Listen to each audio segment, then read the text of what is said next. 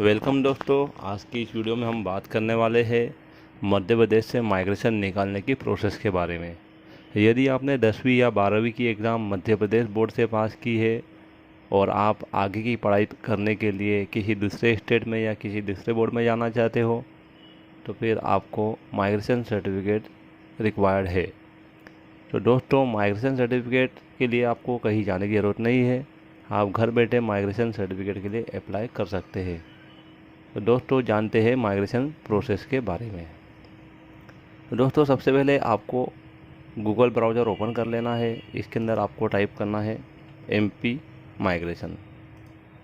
MP migration के ऊपर click करने के बाद में आपको इस तरह का पेज ओपन होकर सामने आ जाएगा। इसमें सबसे ऊपर जो आपको लिंक दिखाई दे रही है, इसके ऊपर आपको क्लिक करना है।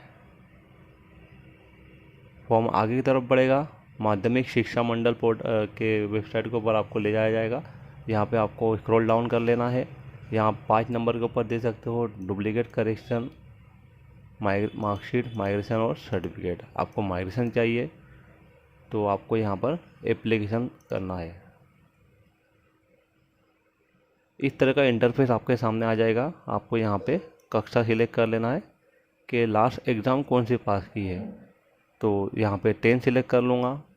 यहाँ पर परीक्षा जो थी वो मेन एग्ज़ाम थी। आपको मेन एग्ज़ाम सिलेक्ट कर लेना है। दस्तावेज़ का प्रकार जो है आपको क्या चाहिए, हमें चाहिए माइग्रेशन, तो हम सिलेक्ट कर लेते हैं डुप्लीकेट माइग्रेशन। किस वर्ष में 10वीं की एग्ज़ाम पास की है, तो 2023 के अंदर पास की है। एग्ज़ाम का रोल नंबर क्या था वो आपको यहाँ पे डालना होगा। उसके बाद आपको यहाँ पे कैप्चा डालना पड़ेगा।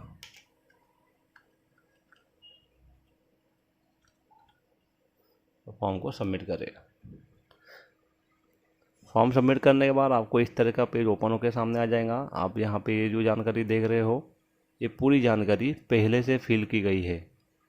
जब छात्र 10वीं के अंदर था तभी उसका बोर्ड का फॉर्म भरा गया था और उसकी ये जानकारी दर्ज की गई है। इस जानकारी को आप चेंज नहीं कर सकते हो। आपको नीचे आ जाना है। आपको यहाँ क्लियर बोल दिया गया है कि पहचान पत्र में आधार कार्ड अपलोड ना करें। तो आपको क्या करना है, इस तरह के पहचान पत्र देख लेना है। आधार कार्ड को छोड़कर आप देख सकते हो voter ID, PAN card, driving licence, birth certificate, affidavit, passport, ration card. Generally 10वीं पास हुए स्टूडेंट के पास में राशन कार्ड या पासपोर्ट या फिर बर्थ सर्टिफिकेट रहेगा। वोटर आईडी, पैन कार्ड या ड्राइविंग लाइसेंस 10वीं पास स्टूडेंट के पास लगभग नहीं होते हैं। आपको सिंपली यहाँ पर राशन कार्ड सिलेक्ट कर लेना है। राशन कार्ड का सीरियल नंबर यहाँ पे डाल देना है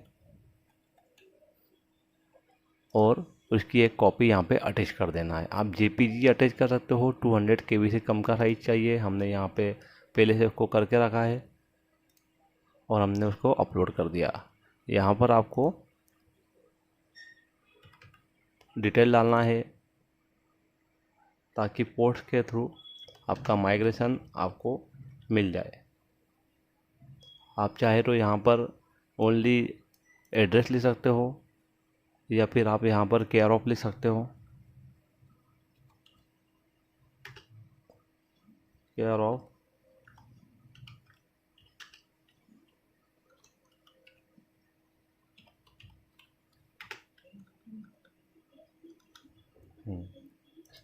आपको यहाँ पर आपके शहर या गांव का नाम सिलेक्ट कर लेना है। आप किस राज्य से बिलोंग करते हो वो सिलेक्ट कर लेना है। किस डिस्ट्रिक्ट से हो, बड़वानी डिस्ट्रिक्ट सिलेक्ट कर लेना है। यहाँ पे आपको अपने एरिया का पिन कोड डाल लेना है। उसके बाद आपको यहाँ पर फ़ोन नंबर डाल लेना है। आप यहाँ पर जो फ़ोन नंबर डालोगे वो आपके पास रहना चाहिए, क्योंकि उसके ऊपर आपको OTP आने वाला है। आप यहाँ पे ऑप्शन के तौर पर आप ईमेल आईडी डाल सकते हो।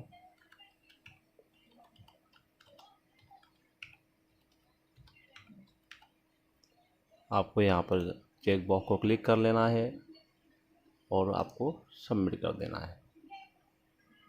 सबमिट करने के बाद आपका फॉर्म आगे बढ़ जाएगा। आपको इस तरह से कुछ जानकारियाँ दी जाएंगी कि कितना पेमेंट लगने वाला है। आपको 600 पेमेंट लगने वाला है। पहले ये पेमेंट 500 लग रहा था, अभी हो गया है 600।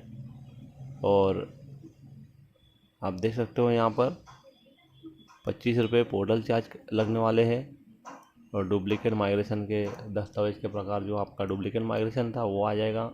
ये जानकारी आप भर चुके हो। आप सिंपली यहाँ पे जनरेट OTP के ऊपर क्लिक करोगे और आपके मोबाइल के ऊपर OTP आ जाएगा। कभी कभी ये 2 से 3 मिनट का समय लेता है, आपको उतना इंतज़ार करना है। मेरे मोबाइल पे OTP आ चुका है। अब मैं ये OTP यहाँ पे प्रेस करूँगा, यहाँ पे प्रोसीड टू पे कर दूँगा। यहाँ पर आपको इस तरह से एप्लीकेशन नंबर और कुछ बेसिक जानकारी दी जाएंगी जो आप पहले देख चुके हो। यहाँ पेमेंट करने के लिए आपके पास 2 ऑप्शन है। यदि आप कियोस्क सेंटर चलाते हो तो आपको कियोस्क सेंटर चूज़ करना है, अदरवाइज़ आपको सिटीजन सिलेक्ट कर लेना है। सिटीजन सिलेक्ट करने के बाद आपको सबमिट के ऊपर क्लिक कर लेना है और आपको यहाँ पर ऑप्शन दिए जाएंगे। आप इसमें से किसी भी ऑप्शन के ऊपर सिलेक्ट कर सकते हो। मैं UPI सिलेक्ट करूँगा और UPI से मैं 625 रुपये का पेमेंट करूँगा।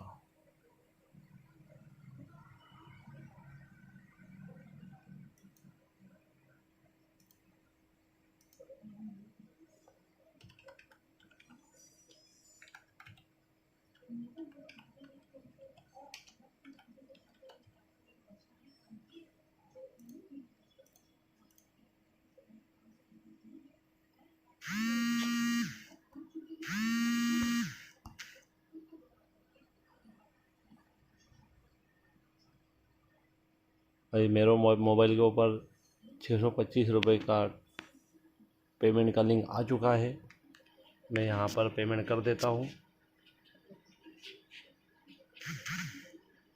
आप चाहे तो अपने क्रेडिट कार्ड या डेबिट कार्ड के थ्रू भी पेमेंट कर सकते हो।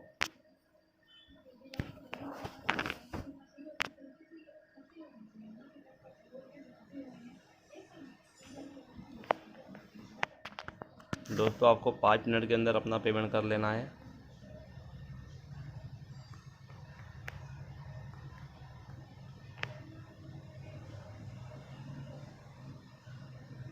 यहाँ पर हमारा पेमेंट डन हो चुका है। जैसे ही यहाँ पर आपका पेमेंट डन होगा आपको इस तरह से बाहर निकाल दिया जाएगा और इसका मतलब ये है कि आपका फॉर्म सबमिट हो चुका है। कुछ केसेस के अंदर फॉर्म सबमिट हो जाता है लेकिन आपको यहाँ पर ट्रांजैक्शन नंबर या फिर एप्लीकेशन नंबर वगैरह नहीं दिखाई देता है।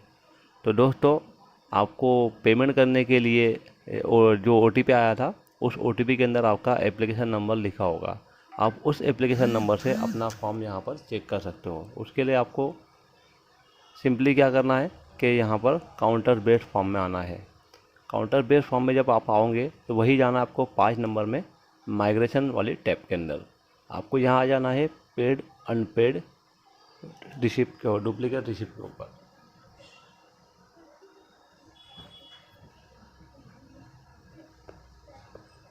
दोस्तों SMS के अंदर जो आपको एप्लीकेशन नंबर था आपको वो टाइप कर लेना है।